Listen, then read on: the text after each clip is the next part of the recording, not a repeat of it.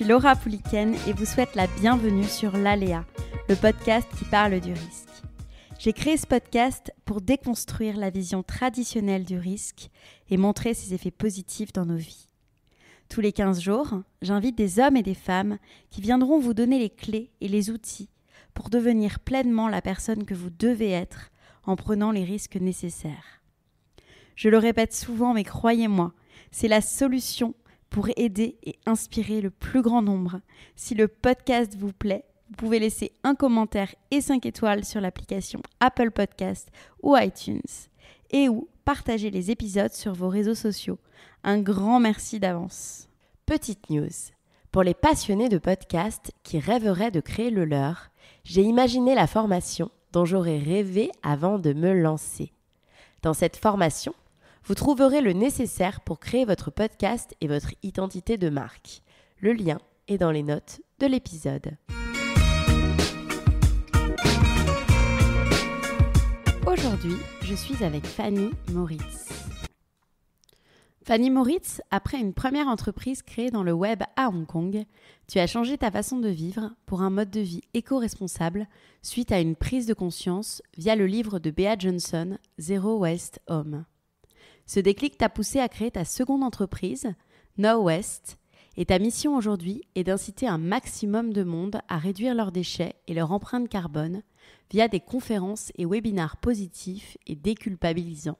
Depuis quelques mois, tu prépares un tour de France à bord d'une tiny house. Hello Fanny. Salut. Je suis ravie de te recevoir aujourd'hui sur l'Aléa pour parler donc de ton parcours, de tes prises de conscience et des risques que tu as pris pour devenir la Fanny alignée d'aujourd'hui. Pardon pour ma voix, j'ai la voix un petit peu cassée, mais ça va le faire quand même. Première question que j'ai envie de te poser, qui est très simple, mais comment tu vas ? Ben écoute, ça va. Beaucoup mieux, en tout cas beaucoup plus posé qu'à Hong Kong, là où je vivais avant. Toi-même, tu sais, là-bas, c'est la vie un peu à 200 à l'heure. Donc non, là, je suis contente d'être rentrée, ça fait du bien. Donc ouais, tu le disais, tu as vécu à Hong Kong, c'est là où on s'est rencontrés. Tu as vécu 8 ans. C'est et tu as créé ta première société NetPom là-bas. Ta deuxième société, là j'étais déjà partie, où tu as créé donc Now No Waste. Et tu es rentrée en France il y a quelques mois pour être plus près de tes valeurs.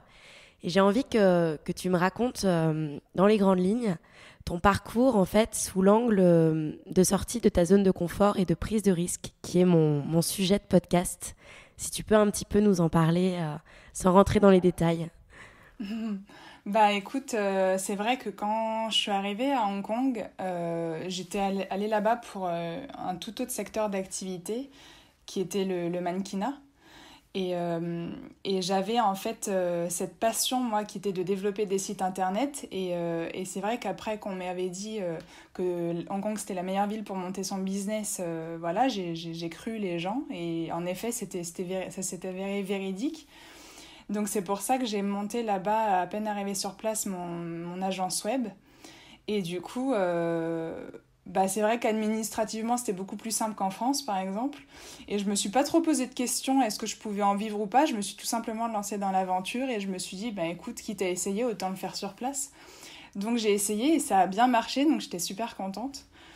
Et pareil pour ma deuxième société, quelques années plus tard, quand j'ai eu cette prise de conscience écologique là et que j'ai créé Now No Waste, et c'est pareil, j'avais aucune compétence dans l'import-export de produits. Je faisais des sites, oui, mais j'avais jamais fait de site e-commerce. Voilà, et ça m'est... en fait, c'est juste que j'ai vu qu'il y avait un besoin à répondre, parce que moi-même, je trouvais pas les produits zéro déchet sur place, donc je me suis dit, tiens, je vais faire ça, en fait. Je vais répondre à cette demande, et puis si moi, je pense que il devrait y avoir plus ce genre de produits là-bas, peut-être que je suis pas la seule à penser ça, donc en fait, je me suis lancée là-dedans, sans aucune compétence non plus, et ça a marché. de nouveau, donc c'était plutôt cool. Et voilà, je me suis jetée dans la gueule du loup et ça s'est bien passé, ça a duré 2 ans, c'était 2 ans incroyables. Et ensuite, pareil, de là, je suis devenue conférencière parce qu'en fait, les compagnies me demandaient d'aller encourager en fait leurs employés à réduire leurs déchets. Et pareil, j'avais jamais fait de conférence avant. Enfin, mon anglais était approximatif, tu vois. Même après 6 ans à Hong Kong, voilà. Et du coup, la première conférence, j'étais assez stressée. Même pour tout te dire et pour être honnête, au début, quand la personne, en fait, ça s'est fait comme ça, la toute première conférence, c'est quelqu'un qui m'a proposé un créneau horaire, en fait, dans leur événement Green. Et ils m'ont dit, Fanny, on a 1 heure, tu peux parler de ce que tu veux, et donc, si possible, de la réduction des déchets comme tu es dans ce domaine-là, et vas-y, et tu fais ta communication, et tu parles de ça, et t'invites, il y aura 40 personnes. Et là, gros stress, pareil, j'ai mis 1 mois à me décider, le mec, il arrêtait pas de me relancer. Et là, j'ai parlé à mon père, parce que mon père est toujours de bon avis, et il m'a mis un gros coup de pied au cul, et il m'a dit, non, tu y vas, et les peurs sont faites pour être enlevées, quoi. Donc, si t'as une peur, c'est très bon signe, il faut que tu la surmontes, et que tu ailles de l'avant. Donc j'ai fait, bon, allez, ça se voit que c'est pas toi qui vas parler devant 40 personnes en anglais, mais bon, ok, vas-y, allez, c'est parti. Donc j'ai dit oui, parce que je me suis dit que dans tous les cas, ça peut être qu'une bonne expérience. Donc certes, la première conférence n'était pas parfaite, j'ai fait plein d'erreurs, mais au final, ça m'a mis le pied à l'étrier, et c'est comme ça que j'ai commencé à donner des conférences sur place. Donc au final, ouais, après j'ai arrêté mon activité de site internet, je me suis concentrée sur l'éducation, j'ai fini par faire des conférences à temps plein. Et voilà, et aujourd'hui je me lance pareil dans un tout autre domaine en France, mais ça peut-être que je peux en parler maintenant. On va en parler un petit peu plus tard, c'est génial. Et ce déclic donc pour le zéro déchet, je me souviens, tu m'en as parlé, on prenait un café à Paris et tu m'en as parlé à ce moment-là. Et c'était suite à la lecture d'un livre de Bea Johnson. Est-ce que tu peux nous raconter un petit peu ce déclic ? Et en fait, ce déclic-là, c'était assez simple. Je venais de revenir à Hong Kong au bout de 5 ans. Et en fait, parce que j'avais fait une pause entre-temps. Et à ce moment-là, je tombe sur un article sur Internet montrant la photo, en fait, de ce bocal rempli de déchets non recyclables. Et le titre de l'article, c'était « Voici les déchets annuels de cette famille de 4 personnes ». Et j'étais là, non, mais c'est le Gorafi ou ça doit être une fake news, tu vois, c'est pas possible. Et en fait, je me suis rendu compte que c'était vrai. Et en effet, c'est ça qui m'a choquée, en fait, visuellement, de voir ce bocal qui fait la taille d'un pot de confiture de bonne maman, tu vois. Et la nana mettait, en fait, dedans, avec son mari, ses 2 enfants et leur chien, tous leurs déchets d'1 an dedans. C'était leur poubelle sur 1 année. Et j'étais là, c'est quoi ce bordel ? Et du coup, c'est ça qui m'a en fait prendre conscience. De là, quand je me suis renseignée sur cette personne, j'ai vu qu'elle avait fait un livre. Et moi, qui aimais pas du tout lire avant, c'est un des premiers livres en fait que j'ai vraiment lu, mais à une de ces vitesses grand V. Et c'est ça qui m'a donné ce déclic-là, quoi. Et est-ce que tu avais cette sensibilité green avant ou pas Pas vraiment ? du tout. Pas du tout. Alors après, comme toutes les personnes, je pense qu'on a un peu... c'est pas vraiment une sensibilité, mais c'est un peu de bon sens, tu vois. Quand on part d'une pièce, on fait toujours attention à pas laisser la lumière allumée, ou on essaie de pas prendre de bain trop souvent parce qu'il y a trop d'eau, pour économiser l'eau, ou on essaie de faire le tri. Ça, c'est les choses un peu basiques, si tu veux, mais j'appelle pas ça une sensibilité, parce que moi, à l'époque, ça me préoccupait pas plus que ça, quoi. Et c'est vrai que le fait de voir ce bocal, et le fait de m'être dit, d'une, c'est un super challenge, c'est une bonne cause, c'est donc pour avoir une meilleure planète, et en plus de ça, tu as une meilleure santé parce qu'il y a moins de perturbateurs endocriniens, c'est plus économique. Donc en fait, quand j'ai vu tous les avantages, je me suis dit, allez, je vais essayer de faire pareil. Top. Et quand on parle de dépasser ses peurs, il y a une question que j'aime bien poser dans le podcast. C'est en fait, quand tu as eu l'idée, comment tu es passé en fait de cette idée à l'action ?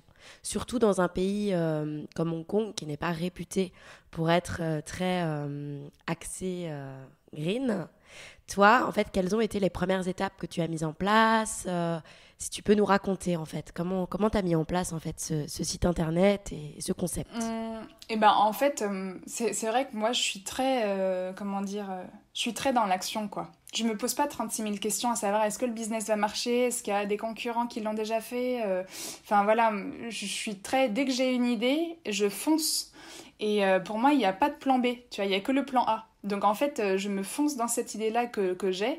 En fait, quand je vois qu'il y a vraiment un besoin, enfin, et que je crois vraiment à mon idée, et tu vois, et que ça me donne les papillons dans le ventre, et ben j'y vais.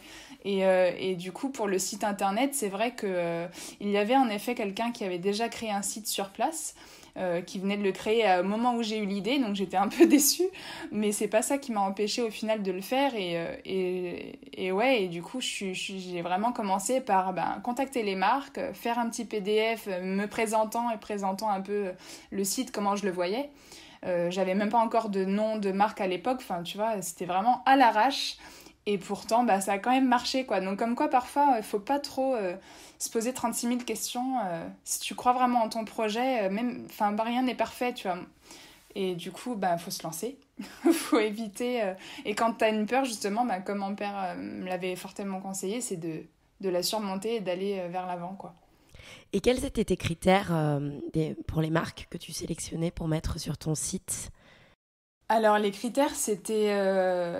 surtout avoir des produits qui étaient pas emballés dans du plastique déjà, parce que le but du site c'était de vendre des produits zéro déchet, donc les emballages devaient être au moins en carton, si possible en carton biodégradable avec des encres qui elles sont pas nocives pour l'environnement, si possible des produits aussi naturels sans produits chimiques dedans, aussi bio, vegan pour les produits cosmétiques.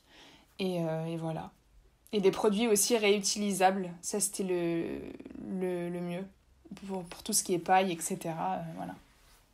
Et donc, tu as vécu cette belle aventure pendant quelques années. Et tu as dépassé tes peurs et tu es devenue conférencière. Est-ce que tu peux nous raconter comment... Enfin, tu la disais un petit peu en te présentant, mais est-ce que tu peux nous parler de cette activité ? En fait, en effet, c'était lors d'un événement du coup qu'on m'a proposé en fait de donner une conférence, alors que c'était pas du tout mon dada, quoi. Enfin, c'était vraiment le fait de sortir de sa zone de confort, hein. C'était vraiment pas un plaisir pour moi. J'en ressentais l'envie parce que je voulais vraiment à chaque fois, tu vois, que je parlais avec des amis autour de moi et que je voyais que je réussissais à les influencer d'une certaine manière, parce qu'après ils m'appelaient en me disant « Oh Fanny, il y a 2 savons, il y en a un emballé dans du plastique qui est naturel, mais l'autre il est dans du carton sans huile de palme, je fais quoi ?» Enfin tu vois, donc je voyais que je réussissais à encourager les gens autour de moi à changer un peu leurs habitudes. Et j'étais forte un peu là-dedans. En fait, je pense que n'importe qui, quand tu parles avec passion, t'arrives à... Enfin, ton aura est différent et t'arrives à prendre les gens avec toi. Les gens. C'est ça. Et du coup, on m'avait déjà fait à plusieurs fois la remarque comme quoi il fallait que je me lance là-dedans. Et là, quand la personne m'a proposé de faire une conférence, j'avais le bide... Enfin, j'étais vraiment ultra stressée. Je voulais pas, hein. Pendant 1 mois, j'ai pas voulu. Et finalement, je savais que c'était une bonne idée, mais c'est juste que j'osais pas sortir de ma zone de confort, tu vois. Et après, voilà, j'ai dit oui. J'ai fini le PDF le jour même de ma conférence, genre 1 demi-heure avant de passer devant tout le monde. Tu vois, c'était vraiment ric-rac. Et au final, ça s'est bien passé. Et puis voilà, et après, quand les autres entreprises, elles, m'ont demandé de venir, je me suis dit, ok, tu vois, évidemment, c'est pour la bonne cause, donc évidemment que je viens chez vous pour en parler, il n'y a aucun problème avec ça. Et donc, du coup, c'est comme ça que ça s'est fait tout naturellement. Et ça s'est fait rapidement, du coup, au bouche à oreille? C'est les entreprises qui t'ont contacté ou c'est toi qui allais les voir? Ouais. C'est ça. En fait, le site avait une très bonne notoriété vu que c'était un des premiers sites à se lancer là-dessus. Donc, les gens nous connaissaient via les marchés ou via Internet. Et du coup, tout naturellement, vu que j'étais assez bonne dans la communication et que je parlais, la première conférence, tu vois, j'en ai beaucoup parlé sur les réseaux. Et puis petit à petit, en fait, les entreprises, en effet, m'ont contacté. Et tu sais, à Hong Kong, tout va vite. Donc dès que t'en as une qui te contacte, la semaine d'après, t'en as 3 autres. Et puis voilà, ça a fait effet boule de neige. Et au final, c'est vrai que là-bas, je faisais 4-5 conférences à l'année, quoi. Alors qu'en France, c'est un peu plus délicat. Ah oui. Quelle est, puisque tu continues ton intention avec ces conférences, est-ce que tu peux nous faire passer les grandes idées, pas forcément nous dévoiler la conférence, mais les grandes idées, ce que tu enseignes? Tout simplement, la première, en fait, la première idée que je veux faire passer, c'est vraiment qu'il est possible de changer son quotidien et de réduire ses déchets physiques, ces déchets qu'on retrouve dans la poubelle. Ça, c'est les premières choses. C'est vraiment la partie principale de la conférence, ça fait à peu près 80% de la conférence. Et ensuite, à la fin, en fait, je parle notamment de comment on peut aussi réduire ses déchets lorsqu'on est dehors, donc quand on va faire ses courses, avant de les amener chez soi, tu vois. Comment on peut aussi réduire ses déchets en entreprise quand on va travailler, et aussi des idées pour les dirigeants qui participent à la conférence, ceux qui ont vraiment un pouvoir d'action, qu'est-ce qu'ils peuvent mettre en place en fait dans leur boîte. La troisième, c'est comment on peut aussi célébrer, donc que ça soit des anniversaires, Noël, Halloween, enfin voilà, quelles sont les idées pour aussi célébrer en faisant le moins de déchets possible.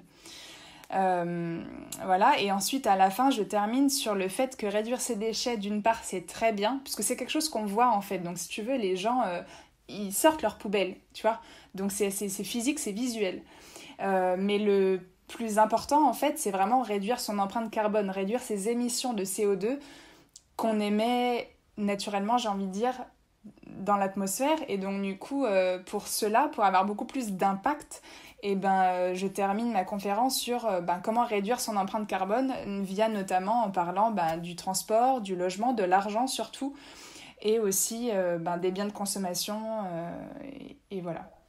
D'accord. Et l'alimentation, pardon, j'avais oublié.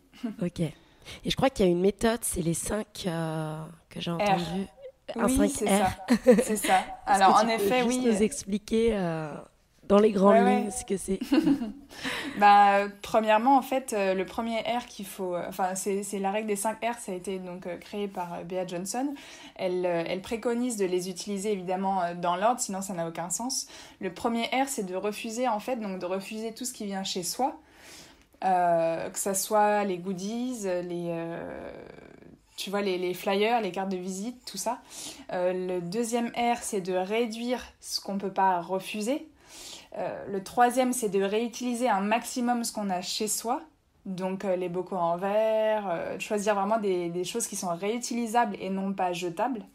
Et la quatrième, seulement à la fin, c'est tout le reste, de les recycler si c'est possible, donc de favoriser des choses qui sont plutôt en verre, qui eux sont recyclables 9 fois sur 10 comparé au plastique qui l'est que 1 fois sur 4. Et ensuite de rendre à la terre, donc de composter le reste. Donc là on parle de tout ce qui est déchets organiques de la cuisine, etc. D'accord, hyper intéressant. Voilà. En juin de cette année, nouveau projet pour Fanny que j'ai vu partout sur les réseaux. J'ai vu pour la première fois sur ton compte Instagram que tu parlais de Tiny House et de tourner Tiny House qui est arrivé un petit peu après. Comment t'es venue cette idée? Est-ce que c'était aussi un déclic? Alors, pour les tiny house, premièrement, il y a quelques années, j'étais tombée sur des vidéos de tiny et ça m'avait vraiment beaucoup plu parce qu'en fait, c'est vraiment, donc pour ceux qui ne connaissent pas les tiny house, ce sont des micro-maisons qui sont sur une remorque. La plupart du temps, elles peuvent être sur des fondations, mais la plupart du temps, ce sont sur remorque et du coup, après, on peut utiliser cette micro-maison soit pour se déplacer, ou bien pour changer de région quand on le veut, ou changer de pays quand on veut, etc. Et il y a plein d'avantages à ça, hein. C'est évidemment réduire son empreinte sur la planète, réduire ses possessions, avoir un mode de vie plus simple. Il y a vraiment énormément d'avantages et du coup c'est vrai que quand j'avais vu ça, je me suis dit que ça serait pour le moyen terme un bel objectif de vivre dans une tiny house, sachant que comme je te l'ai évoqué précédemment, le logement fait partie aussi de l'empreinte carbone, tu vois. Donc plus on vit dans quelque chose de grand, plus on consomme, plus on a une empreinte élevée sur la planète. Et donc du coup, moi, dans ma suite logique des choses, si tu veux, vu que mon objectif, c'est vraiment de réduire mon empreinte carbone le plus possible dans ma vie perso, je me suis dit que vivre dans une tiny, ça serait cool. Et en fait, il y a 1 an de ça, je parlais avec une amie à Hong Kong, justement, juste avant de partir, et elle m'a dit « Mais Fanny, où est-ce que tu vas te poser une fois rentrée en France si jamais tu construis ta tiny house, quoi ?» Et moi, n'ayant pas vécu en France depuis 8 ans, je me suis dit, mince, je sais pas dans quelle région me poser. Mais après, vu que c'est sur remorque, c'est là qu'elle m'a dit, mais utilise le côté nomade et fais une tournée de conférences. Et vu que tu as envie de continuer à faire ton métier et à sensibiliser les gens, fais ça. Et j'étais là, mais grave. Et en fait, c'est de ce dîner-là, de cette idée, qu'est parti ce projet un peu fou de parcourir la France, les régions, aller à la rencontre des gens et continuer à sensibiliser les gens à la réduction donc, des déchets et de l'empreinte carbone, tout en vivant dans Matani. Et vraiment, tu vois, quelque chose d'humain, quoi, où on rencontre les gens et où les personnes peuvent venir dans la Tani, voir un peu, tu vois, qu'est-ce que c'est que des toilettes sèches. En fait, vraiment mettre en pratique toutes ces solutions-là qui nous permettent de réduire soit notre consommation d'eau, d'électricité ou de déchets. Et en fait que les gens soient curieux, viennent voir et peut-être après évidemment ils peuvent aussi le faire chez eux, quoi. C'est l'objectif. Et comment ça se construit une tiny house? Est-ce que tu la construis toi-même? Est-ce que tu fais appel à des constructeurs spécialisés? Je sais pas trop. J'y connais rien, tu peux évidemment la faire construire par des pros. Après, c'est vrai que le prix n'est pas le même. Pour construire une tiny à l'heure actuelle, il faut compter entre 40 et 80 000 euros. Après, tout dépend des options que tu mets, du nombre de fenêtres que tu as, parce que les fenêtres, ça coûte cher, de la taille de ta remorque, de la taille de ton habitat. Donc tout ça, c'est vrai que c'est des choses... Après, il y a quelques années, les constructeurs, vu que c'était pas encore très connu, te faisaient une tiny house pour 20 000 euros. Tu vois. Aujourd'hui, les prix ont doublé et dans quelques années, les prix augmenteront évidemment parce que la loi de l'offre et de la demande. Bien que je ne sois pas trop d'accord avec ce principe, mais bon, c'est comme ça. Et en fait, en effet, il y a de plus en plus de personnes, la plupart des gens, en fait, auto-construisent leur tiny house. Et moi, c'est ce que je vais faire. Et pareil, là, encore une fois, je n'y connais rien en construction. Je n'ai jamais changé d'ampoule ni monté de meubles Ikea de ma vie. Et pourtant, je vais quand même me lancer dans l'autoconstruction de mon habitat, de ma maison, parce que j'ai envie d'apprendre et ça me fait pas peur. Et du coup, même si j'y connais absolument rien, je vais apprendre sur YouTube, je vais apprendre en demandant des conseils aux gens, je vais apprendre en appelant des professionnels du métier, tu vois, voir s'ils peuvent m'aider. Et puis voilà. Donc voilà un autre projet Waouh. dans lequel je sors encore une fois de ma zone de confort, quoi. Et ta date de départ est prévue pour quand?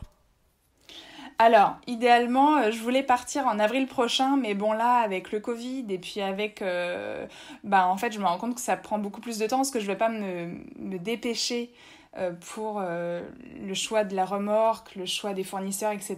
Donc, je vais vraiment faire les choses bien et du coup, je pense que ça sera plus l'été prochain que je partirai sur les routes. Et vivre en tiny house, pour toi, c'est un projet à court terme, donc pendant ta tournée, ou même à long terme, quand tu reviens, tu envisages ce type d'habitat? Non, moi, c'est sur du long terme. Après, la tournée, je vais pas la faire tout le temps parce que j'ai déjà eu évidemment des remarques et aussi, évidemment, les gens, quand on leur dit que c'est itinérant, ils pensent à la pollution que ça va engendrer, ce qui est normal. L'idée, là, c'est vraiment de ne pas polluer et donc, du coup, de ne voyager que 6 mois dans l'année. Donc, les 6 mois de beau temps pendant lesquels je pourrais recharger avec l'énergie solaire. Bon, après, on n'a pas forcément 6 mois de beau temps en France, mais enfin, voilà. Et entre avril et septembre, mais ensuite, le reste du temps, de rester sédentaire sur un terrain pendant l'hiver, quoi. D'accord. Voilà, donc, voilà, ouais. C'est une question que je me pose, mais tu n'es pas obligée de répondre, mais c'est une question que j'ai envie de te poser. Est-ce que tu laisses la place à la vie de couple, à la vie à deux, dans ce type d'habitat? Très bonne question. Moi, c'est vrai qu'aujourd'hui, étant célibataire, pour moi, c'est un projet que je fais seule. Après, souvent, on m'a dit que c'est vrai que c'est mieux de le faire à deux. Oui, écoute, il n'y a personne, donc moi, je continue à faire ma vie. Tu vois, je ne vais pas attendre, ça, c'est sûr et certain. Et oui, je laisse une porte ouverte à la vie de couple. Si je rencontre quelqu'un, on verra, mais c'est sûr que cette personne... je pense que pour n'importe quel couple, des valeurs doivent être communes, tu vois, ou de penser un peu dans la même direction, et du coup, on verra. Mais en tout cas, ce qui est sûr, c'est que le mode de vie tiny house peut se faire en effet en couple, voire même en famille. C'est pas quelque chose que tu peux changer, c'est assez amovible. Enfin, c'est vraiment personnalisé. En gros, la tiny, si jamais un jour tu veux rajouter une mezzanine pour ton enfant, tu peux, ou tu peux même le prévoir en amont. Moi, il y aura 5 couchages, donc ça sera... ok, tu vois, si jamais un jour j'ai un bébé. Et il y a même des familles qui partent sur la route et qui ont genre 4 enfants. Donc vraiment, non, c'est possible. Donc moi, c'est vraiment à long terme que je vois ce projet de tiny house. Et puis, ça me fait pas peur si jamais demain j'ai un chéri ou j'ai une famille avec des enfants, ben, ça sera très bien comme ça. Et justement, en parlant d'entourage, est-ce que tu sens que toi, toutes tes actions commencent à changer un peu les mentalités par rapport à l'environnement? Quel est ton avis en fait sur la société à ce sujet? Gros débat. Alors, je pense qu'il y a de plus en plus de personnes, en effet, qui ont cette prise de conscience, notamment due au Covid. Mais je vois aussi l'inverse, c'est-à-dire que je vois aussi des personnes qui ne font aucun rapprochement entre le Covid et la crise écologique. Et qui continuent à penser qu'il faut sauver l'économie, qu'il faut continuer à consommer, qu'il faut qu'on retrouve notre monde d'avant. Et c'est marrant que tu m'en parles, Laura, parce qu'il y a à peine 2 jours, je parlais de ça avec un ami d'enfance. Et c'est vrai qu'on a eu ce débat assez enflammé sur ça. Et donc, du coup, c'était assez... Ouais, c'était assez dur en fait de lui faire comprendre en fait que ben, malheureusement tu peux penser ok à l'économie mais l'argent ne te donnera pas d'oxygène, tu vois.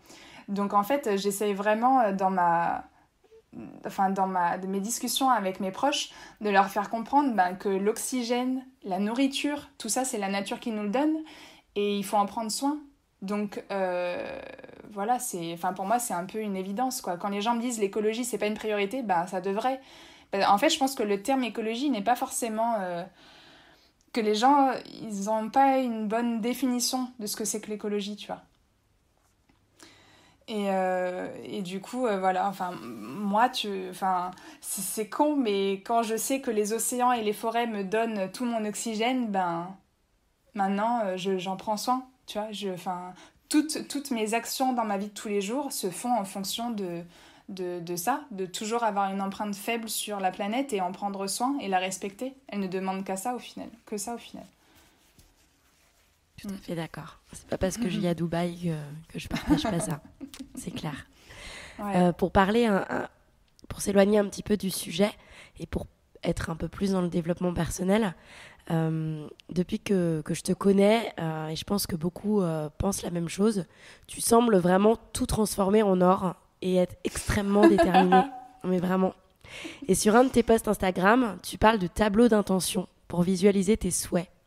Est-ce que tu peux nous parler de tes petites techniques pour réussir finalement à atteindre tes objectifs, tes outils? Eh ben, en effet, donc le tableau, le tableau d'intention, c'est vraiment ultra important. En fait, je pense que, après, ça dépend de chacun, évidemment. Moi, je suis très visuelle, donc en fait, j'ai besoin d'avoir visuellement ces photos en couleur, imprimées en grand, qui montrent un peu ce vers quoi je veux me tourner. Ça peut être des photos, ça peut être juste du texte, mais en fait, je veux vraiment tous les jours, quand je viens devant mon bureau, voir ce en quoi j'aspire, tu vois, voir mes valeurs écrites et voir quel est mon objectif à court terme, moyen et long terme. Là, par exemple, tu vois, à droite, si je regarde, j'avais mis objectif global, c'est continuer à inspirer les gens à avoir un mode de vie plus respectueux de la planète. Et je te lis vraiment les mots noir sur blanc, quoi.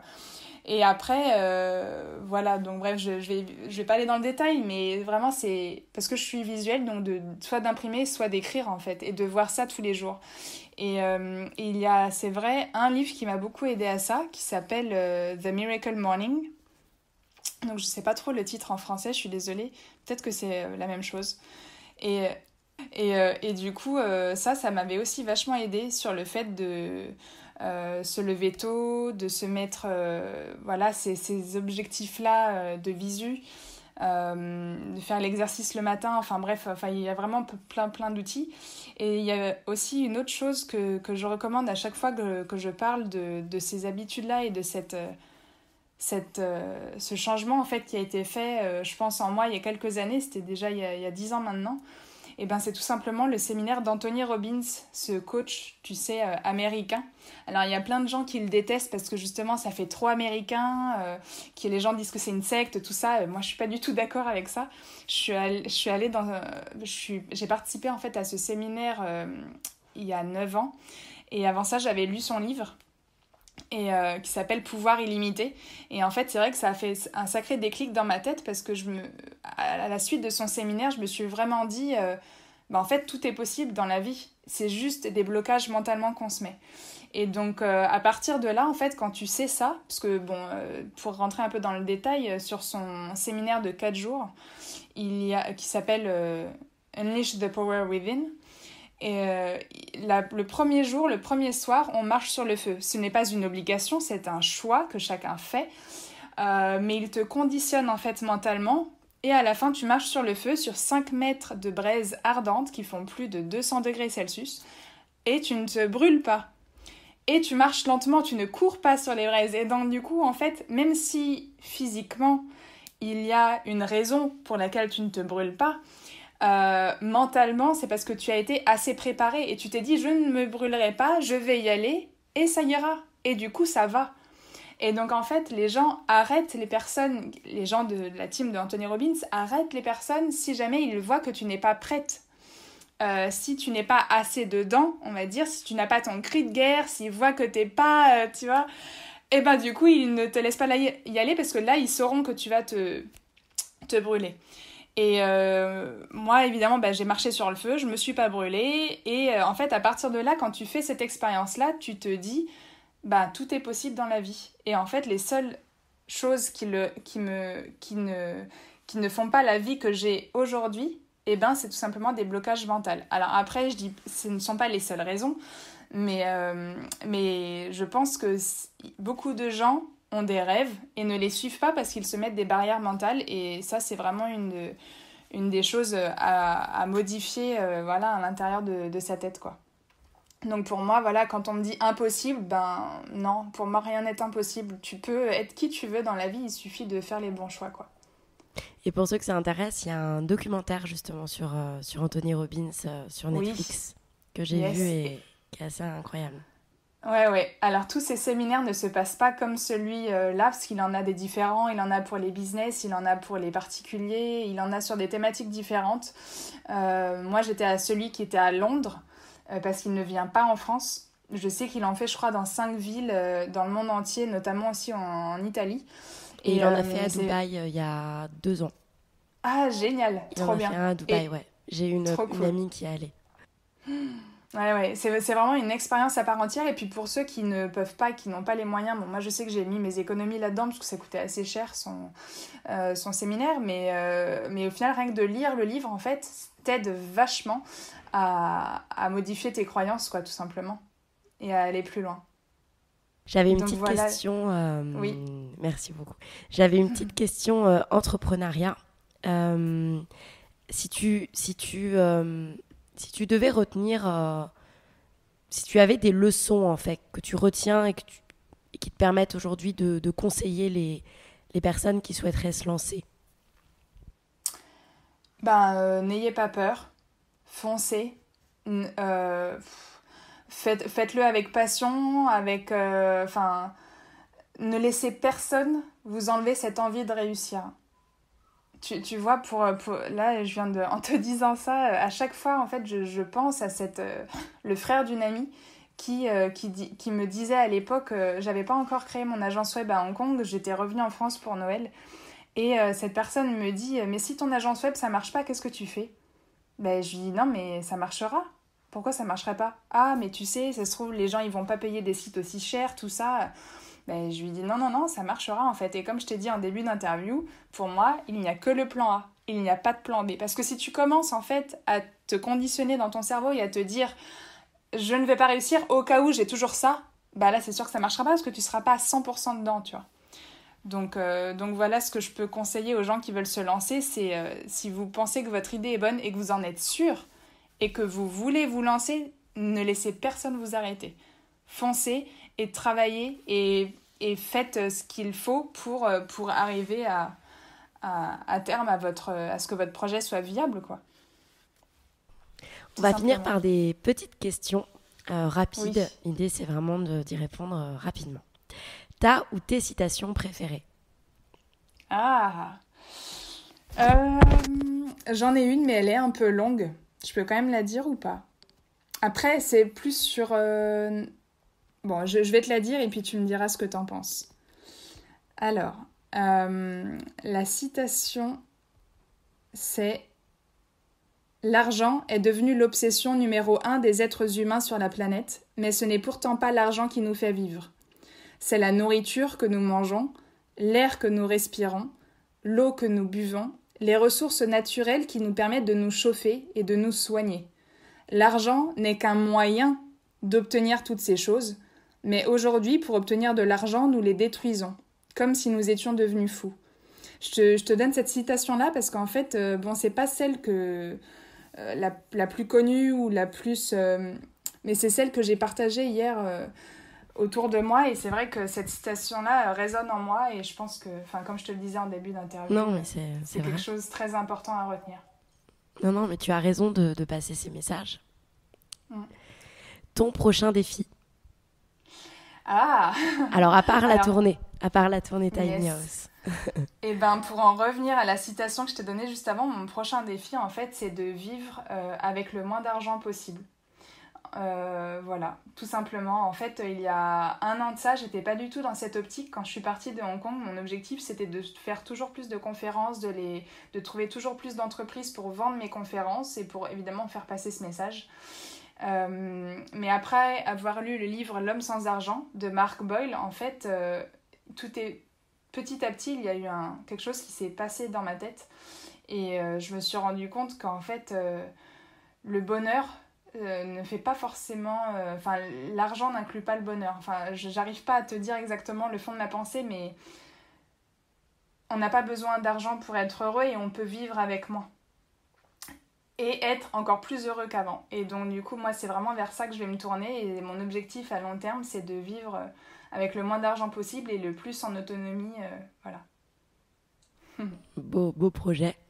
Si tu devais retenir qu'une chose sur tout ce que tu as appris jusqu'à présent.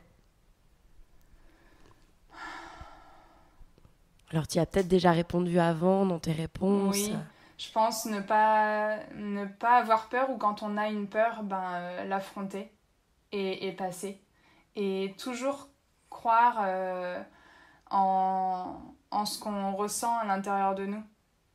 Écouter en fait ses ressentis et écouter l'intuition et où est-ce qu'on veut aller et ne pas écouter en fait les autres qui vont te mettre des barrières, des barres dans les roues ou qui vont ne pas écouter l'environnement qui va t'empêcher de réaliser tes rêves.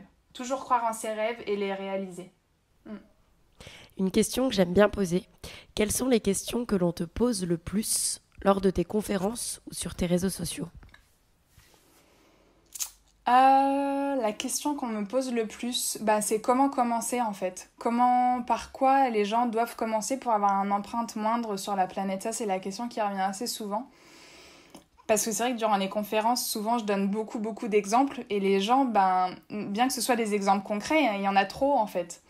Et du coup, ma réponse à ça, c'est tout simplement de regarder sa poubelle et de regarder qu'est-ce qu'on jette le plus et de se concentrer sur des alternatives réutilisables ou d'autres alternatives qui nous permettraient d'éviter ces déchets qui sont vraiment le plus en nombre dans la poubelle, quoi. Voilà. Et ma dernière question, qui est ma question rituelle du podcast, ta définition du risque et selon toi, les risques nécessaires pour vivre pleinement. Ma définition du risque.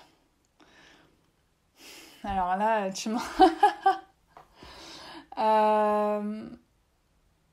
se surpasser.